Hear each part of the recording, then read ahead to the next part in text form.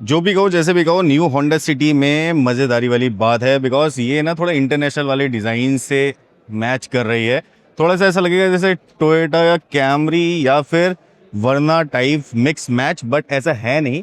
लेकिन यहाँ पे देखोगे तो लाइट वगैरह और जो इसके ये डीआरएल है कनेक्टेड, अब शायद होंडा को भी ये लग गया है कि भाई कनेक्टेड डीआरएल दे दो, वरना गाड़ी ज़्यादा बिकती नहीं है। लेकिन ब्लैक ब्लैक ट्रीटमेंट जो है ना वो काफ़ी अच्छा लग रहा है इसमें। यहाँ पे फॉग लैंप्स नहीं है, और वो फॉग लैंप्स नहीं होने का एक रीज़न ये है कि ये जो लाइट है एलईडी लाइट, इसकी जो डेंसिटी है, जो लाइट की इंटेंसिटी है वो थोड़ी ज़्यादा है। इन्होंने थोड़ी वाइड दी है, जिसकी वजह से यहाँ से लाइट पड़ेगी, नीचे ज़मीन पे फॉग लैंप की ज़रूरत नहीं है, ऐसा होंडा कंपनी बोलती है। बट हाँ, ये ब्लैकड आउट लोगो, ये चीज़ अच्छी है। और नीचे से ना थोड़ा सा डिप जा रहा है, अगर इस तरफ से देखें तो ये जो है इसका हुड ऐसे करके डिप्ट है नीचे की तरफ। ये अब बन जाएगा दोबारा से आइकन होंडा सिटी का। बट 16 इंच के इस टाइप के ये एलॉय व्हील्स, जो कि ठीक हैं, ज़्यादा क्रिस्प नहीं है लेकिन अच्छे लग रहे हैं no doubt. But ground clearance तो नॉर्मल वाली, एंड पीछे से अगर देखोगे तो यहाँ पे और रेयर व्हील पे यहाँ पे ड्रम ब्रेक का ही सपोर्ट मिलेगा। बट एक चीज़ बता देता हूँ कि यार पीछे से ये जो गाड़ी है ना वैसी है सेम टू सेम, लेकिन स्मोक्ड आउट टेल लैम्प की वजह से ज़्यादा क्रिस्पनेस आ गई है। यहाँ पे ये जो लाइट है इसकी वजह से थोड़ा सा ज़्यादा प्रीमियम फील आ रहा है। अब इसको जब लोग मॉडिफाई करेंगे तो नीचे देख रहे हो डिफ्यूज़र वगैरह, ये सारी सारी चीज़ें जो है ऐड ऑन हो जाएंगी। एंड यहाँ पे कुछ बैजिंग ऐसे कर दिया ना, वो रेड कलर की बैजिंग मुझे बिल्कुल भी पसंद नहीं थी, और ब्लैक कलर की बैजिंग काफ़ी अच्छी लग रही है। काफ़ी टाइम से होंडा सिटी में यहाँ पे ये स्पॉइलर दिया जाता है, इसकी वजह से थोड़ी सी लुक इनहेंस हो जाती है। और इसको अगर साइड फेस से देखोगे तो कुछ ऐसा सा लगेगा कि एक लिप है पीछे, जो कि काफ़ी अच्छा और इंप्रेसिव लगता है। पीछे यहाँ पे एज सच कोई वाइपर वगैरह नहीं है, बिकॉज जो कार की एरोडायनामिक्स है उसी की वजह से जो पानी है वो नीचे की तरफ आ जाएगा।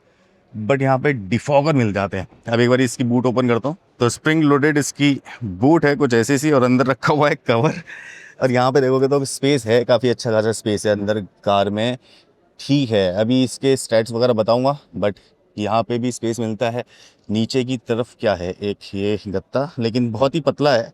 ये जो कार्डबोर्ड है बहुत पतला है, टूट जाएगा बहुत इजीली। यहाँ पे स्पेयर व्हील एंड जैक रखने की जगह। बट एलॉय व्हील वाले या टॉप मॉडल में भी यहाँ पे स्टील व्हील्स ही मिलते हैं।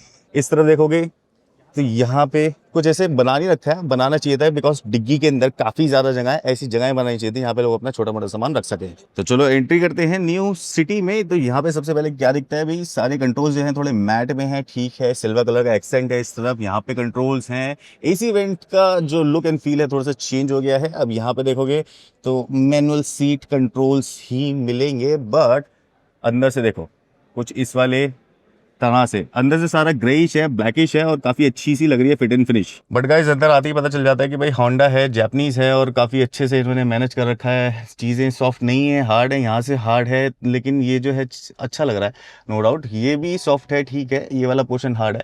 बट देखोगे तो रियर व्यू मिरर यहाँ पे ये ऑटो डिमिंग, फिर इस तरफ भी जो है वैनिटी मिरर्स हैं विदाउट लाइट, जैसा कि हम देख रहे हैं आजकल गाड़ियों में। एसी कंट्रोल्स कुछ ऐसे लगेंगे मैनुअल, बट ये है ऑटोमेटिक। बट कंट्रोल्स हैं आपके पास में, यहाँ पे चार्जिंग से रिलेटेड सारा मिल जाएगा, जिसके अंदर की इन्होंने एम्बियंट लाइट शायद लगा रखी है। इसको निकालते हैं तो क्या होता है, अच्छा, तो ये जो वायरलेस चार्जर है इसको आपको ऐसे करके लगाना पड़ेगा, इंटरनली कनेक्टेड नहीं है, ये एक एक्सेसरी के तौर पे मिलेगा। तो कुछ इस टाइप की सी एक्सेसरी है जो कि कप होल्डर में लग जाएगी। इन केस अगर आपको कप होल्डर यूज़ करने हैं तो यहाँ से ये एक्सेसरी निकालो, और नीचे यहाँ पे देख सकते हो तो कप होल्डर यूज़ करनी चाहिए। बाकी यहाँ पे एक पॉकेट है छोटी सी, ये है इसका मेन चीज़। इसको बनाया गया है 10.1 इंचेस का, थोड़ा ब्लैकिश ब्लैकिश लगता है। और इसका जो फेस है ना वो ड्राइवर ओरिएंटेड नहीं है, इसका फेस थोड़ा सा ऊपर की तरफ दे दिया है। थोड़ा इसको बाहर निकालना चाहिए था, स्क्रीन को थोड़ा खड़ा करना चाहिए था, बिकॉज जब सनशेड इसके ऊपर पड़ेगी, जैसे अभी दिख रही है रिफ्लेक्शन, तो यहाँ पे कुछ दिखेगा नहीं, वैसे भी सारा ब्लैक ब्लैक है। बट इसमें वेब लिंक, रेडियो वगैरह, ये सारी चीज़ें जो हैं हम कर सकते हैं। इसके ऊपर थोड़ी देर के बाद आते हैं। तो ये है ड्राइवर, मतलब जो स्टीयरिंग पे देखेगा वैसे कुछ इस टाइप के कंट्रोल्स हैं, अच्छे लग रहे हैं यार। ठीक है, डी शेप्ड नहीं दिया, स्टीयरिंग व्हील राउंडेड ही दे दिया है, बट इट्स ओके, काफ़ी अच्छा सा फील है। इस तरफ वॉल्यूम से रिलेटेड, मल्टीमीडिया से रिलेटेड कंट्रोल, वॉइस कमांड इस तरफ आ जाती है। और इस तरफ देखोगे तो फिर एडास वगैरह एंड क्रूज कंट्रोल के सारे फीचर्स हैं। टर्न इंडिकेटर लाइट्स वगैरह ऐसी हैं, और कुछ इस तरफ से ये वाइपर कंट्रोल्स मिलते हैं। बट ये है इसका इंस्ट्रूमेंट क्लस्टर। अब इंस्ट्रूमेंट क्लस्टर को थोड़ा सा जूम करके दिखाता हूँ, तो कुछ ऐसा सा इसका इंस्ट्रूमेंट क्लस्टर दिखेगा। अब इंस्ट्रूमेंट क्लस्टर के साथ साथ मैं इसको एक बार ही स्टार्ट करके दिखाता हूँ। तो यहाँ से मैंने ये यहाँ पे स्टार्ट स्टॉप बटन है, इसको मैंने प्रेस किया और ये बंद हो गई कार। और इसको ब्रेक दबाया और ये स्टार्ट हो गई कार। ऐसे करके एनिमेशन आएगा, पूरा पूरा प्रॉपर एनिमेशन। अब इसको कर देते हैं बंद और फिर इसको हम ऑन करते हैं इग्निशन पे, तो कुछ ऐसा सा दिखाता है। काफ़ी सही लगता है। यहाँ पे वही ब्राइटनेस कंट्रोल है जो हम ज़्यादातर होंडा की कार्स में देख रहे हैं यार। एलिवेट वगैरह में काफ़ी कुछ बारी देख लिया है। ये जो है ठीक लग रहा है, अच्छा लग रहा है। फोकस ले ले भाई बस तू। यहाँ पे इग्निशन ऑन करूँ मैं दोबारा से, ये इग्निशन मैंने ऑन किया।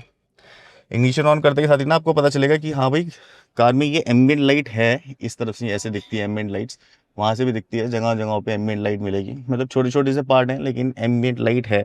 स्टोरेज पॉइंट ऑफ व्यू से ग्लव बॉक्स डिसेंट इनफ है, बहुत ज़्यादा बड़ा नहीं है बट हाँ ठीक है, इतना हो रहा है। बट अंदर देखोगे तो कोल्ड नहीं है या कूल ग्लव बॉक्स नहीं है, नॉर्मल ग्लव बॉक्स है, दैट्स इट। सो बेसिकली ये है इसका सेंट्रल कंसोल और यहाँ से कुछ ऐसा सा स्टोरेज मिल जाती है, छोटी सी हैंड ब्रेक मैनुअल इसमें भी। बट यहाँ पे ये गेयर शिफ्टर कुछ ऐसा सा दिखता है। अब यार ये गेयर शिफ्टर ठीक है, देखेंगे कि कैसा है ड्राइव पे, बट होंडा का है तो एक भरोसा है मेरे को कि अच्छा ही होगा। बाकी यहाँ पे आर्मरेस्ट है, काफ़ी अच्छा है, ऊपर से सॉफ्ट। इसको ओपन करोगे तो अंदर की तरफ स्टोरेज मिल जाती है। बट अंदर यहाँ पे जैसे देखोगे तो ये जो है बोल्ट्स ऐसे स्क्रूज दिख रहे हैं, तो ये चीज़ सही नहीं है, इसको छुपा देना चाहिए था। Now it's time to enter the rear seat. तो रियर सीट कुछ ऐसी सी दिखेगी यहाँ पे, ठीक है, अच्छा है, फंक्शनल है, विंडो है, लेकिन जो फैब्रिक है वो अच्छा लग रहा है। थोड़ा सा रेक्सीन टाइप फैब्रिक है, कुछ ऐसा सा फील है अंदर का, थोड़ा वाइटिश ग्रेइश टाइप दे दिया है। लेकिन अगर मैं इसके अंदर बैठता हूँ तो जैसे मैं बैठा इसके अंदर, तो यहाँ पे मेरे को एक फीलिंग तो है कि भाई मेरे पास में है, हेड स्पेस है।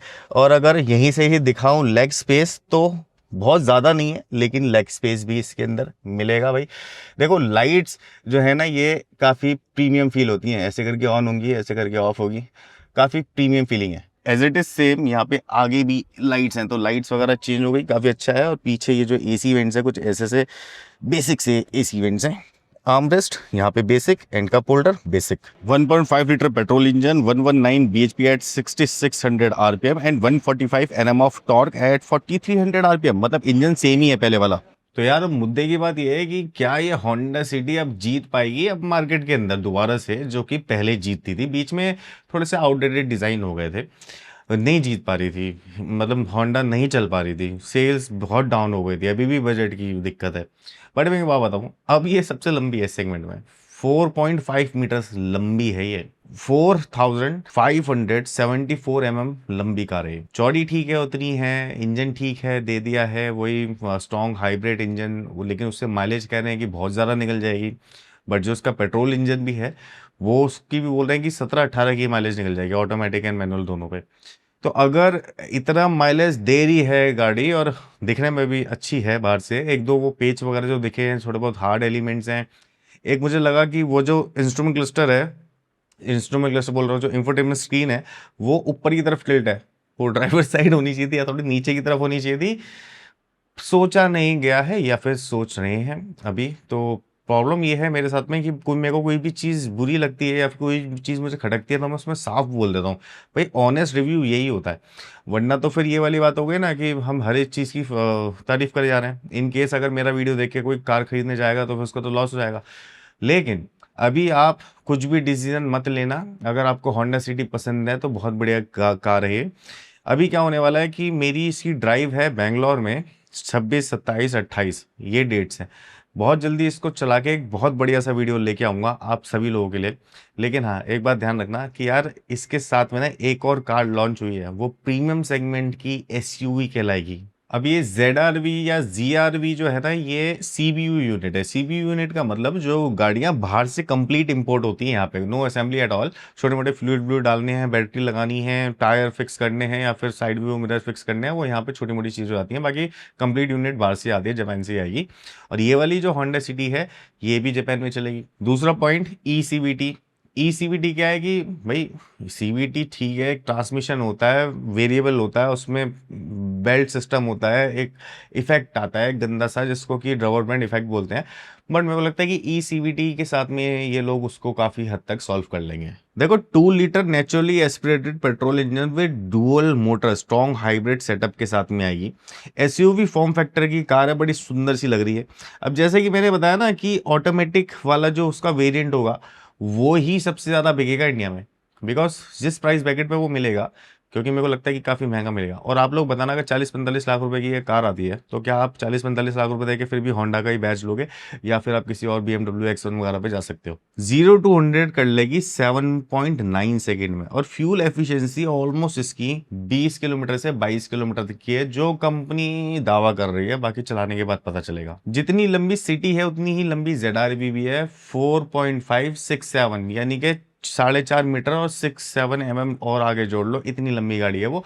और ऊंची बहुत ज़्यादा नहीं है, एक मिड सेगमेंट की SUV टाइप आपको फील देगी। और जहां तक उसका वो फ्रंट ग्रिल है, थोड़ा सा मुझे याद दिला रहा है मर्सराती की, थोड़ा सा याद आ रही है उसमें, थोड़ा सा मर्सिडीज का टच है और थोड़ा सा BMW का टच है। तो बहुत सारे टचेस मिला के इन्होंने ये कार डिज़ाइन की है। और इसी कार की जो बैकलाइट है ना, वो थोड़ी सी मर्सिडीज से इंस्पायर्ड है, थोड़ी जीप कंपास से इंस्पायर्ड है, और थोड़ा सा ऐसा GLE वाला उसके अंदर मर्सिडीज वाला पीछे थोड़ा सा टेस्टेड तो फील होता है। बाकी बूट स्पेस वगैरह की बात बताऊं तो 380 लीटर का बूट स्पेस है, अगर सीट अनफोल्ड है, और सीट को फोल्ड कर लोगे तो 1000 से ज़्यादा पहुंच जाता है। डुअल स्क्रीन डिस्प्ले वगैरह मिलेंगे, टेक्नोलॉजी भर भर के मिलेगी होंडा की। लेकिन मैं एक बात बताऊं कि मुझे ऐसा लगता है कि अब होंडा दोबारा से कम बैक करेगी, और बहुत अच्छे तरीके से करेगी गाइज।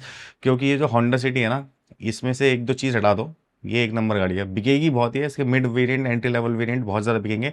टॉप वेरिएंट हो सकता है स्ट्रॉन्ग हाइब्रिड कम ही लोग लें, लेकिन मिड एंड बेसिक वेरिएंट इसके बहुत ज़्यादा सेल होने वाला है। तो नेक्स्ट वीडियो मिलते हैं इसी के साथ। अगर आपको ऐसे ऑनेस्ट वीडियोस पसंद हैं तो प्लीज़ सब्सक्राइब कर लेना। नेक्स्ट वीडियो मिलते हैं, तब तक के लिए बाय बाय।